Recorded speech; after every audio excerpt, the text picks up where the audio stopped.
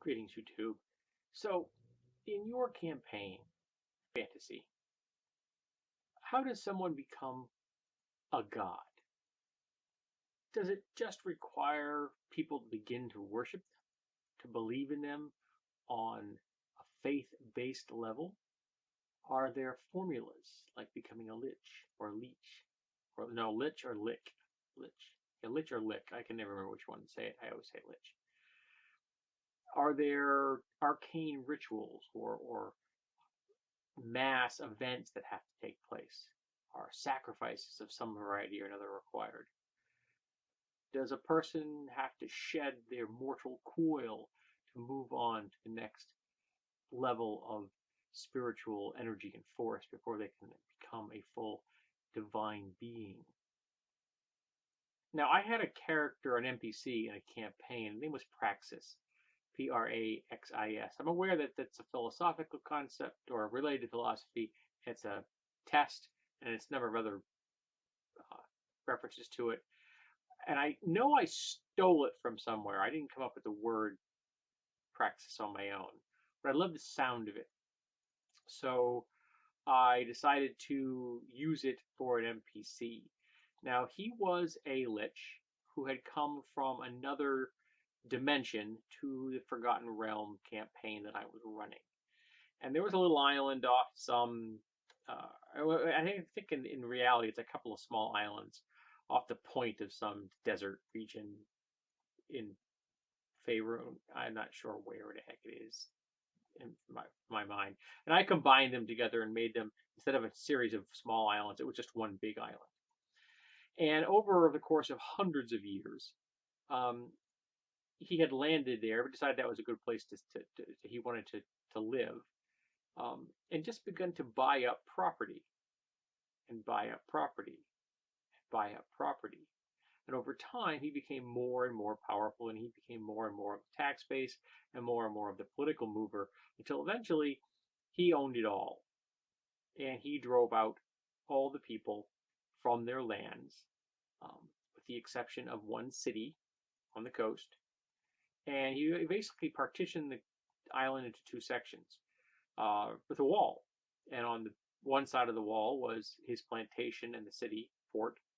On the other side was he let just return to the wilds. And that particular section of was populated by not only numerous monsters and animals and things like that. It was a semi-tropical jungle, but goblins who thought they had lived there forever. Goblins that had a legend of having driven the humans away because they'd been there before the humans ever arrived, were suppressed by the humans without any difficulty. And then when the humans went away, they saw that as their victory and their reclamation of their lands. At least that's the mythology they had. And he ran a plantation that was powered by the undead. His entire workforce was comprised of zombies. And his zombies came in three varieties. There were the Greys, who had gray leather masks, and they were just run-of-the-mill zombies. Then there were the Reds, and they had been turned into zombies while the victim was still alive. They were always execution victims. Sorry, Hitch. So he would buy up execution contracts. Like countries would sell him their condemned criminals, and he would turn them into these juju zombies, essentially. I think that's what they were called in second edition. And then there was the blues, and the blues were volunteers. They weren't full liches, of course. They were just a really advanced undead, kind of ghouls, kind of zombies, somewhere in between. And they were the people in charge. They were fully sapient, as opposed to the Reds that were only kind of sapient, and the Greys, which were not sapient in the least. They just did what they were told. And not only did he have a plantation that could be worked 24/7 without any complaints, but he had a vast army, not only of the zombies themselves working the plantation, but he had them stashed away in storage. You didn't want to invade his island. He would just overwhelm you. He also had a somewhat decent navy. And again, could function 24/7. Didn't have to worry about wind because it had zombies to demand oars that never tired. So he had a lot of things going for him. Fortunately for the world, he was neutral and a business person. And his long term goal was to become a god. And to get the kind of adoration he desired, he had set up the necromancy college in the world. It is where everyone came to study necromancy. Um, and so he was building this covey of incredibly devoted people. Um, and over time, they became fanatically loyal to him. And when the campaign took place, that's the stage they were at. Really incredibly loyal members of the college. People that would never conceive of ever leaving the college and going somewhere else, and people who had learned there, gotten degrees there, and then went back to the mainlands and preached and proselytized the virtues of this incredibly um, capable and complex and thorough necromancy college. Um, so long term, he was achieving his goal. He was essentially building a priesthood, but he had never quite figured out how to make the leap to actual godhood. And that was one of the particular lines of research he was following, because he really wanted to be a god. Now, the gods of this world knew this, but at that point, he wasn't horning in on anyone's particular zone of influence. And lots of beings had attempted in the past. The vast majority had failed. So while they were aware of him, they did not have a great deal of concern. I kind of imagine that many gods are short-sighted in that regard because they are gods. And they figure, well, I'm a god. What am I going to worry about?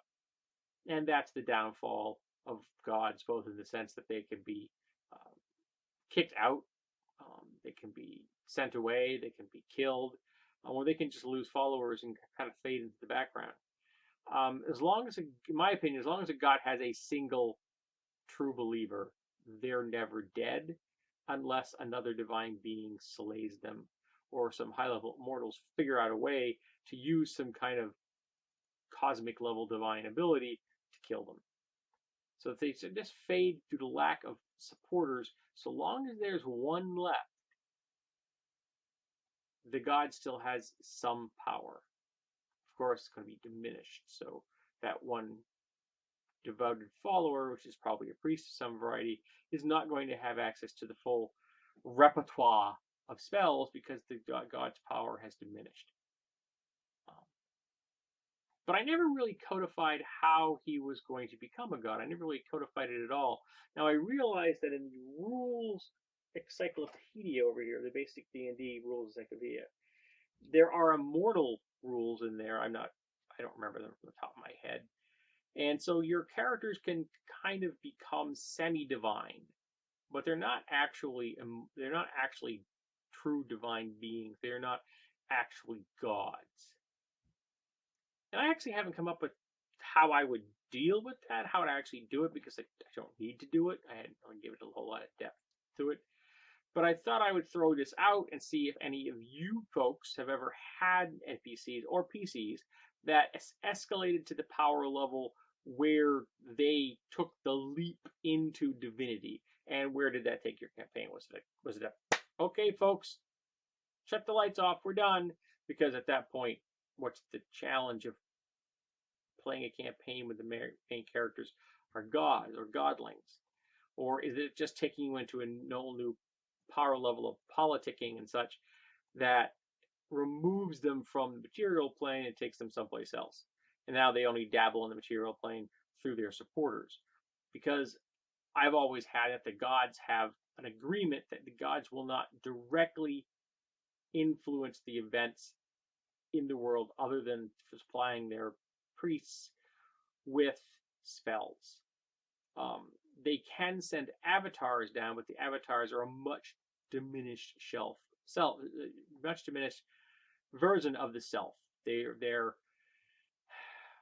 like a shadow in some ways. It's a projection and it's an iconic image of them, and it has more power than a mortal has, but it doesn't have the power of the god themselves. So let's talk about gods, folks. I've rambled on long enough. Um, have you ever had a campaign where non-player characters or player characters becoming god was a theme? How did they achieve it? Do you think this kind of thing just needs to be handled in a very squishy, every single one is different kind of way, or are there rigid, these are the rules you have to follow, and if you don't fit inside this little thing right here, you don't fit in there, it just doesn't happen? I'd be interested in knowing. So let's talk about the divine.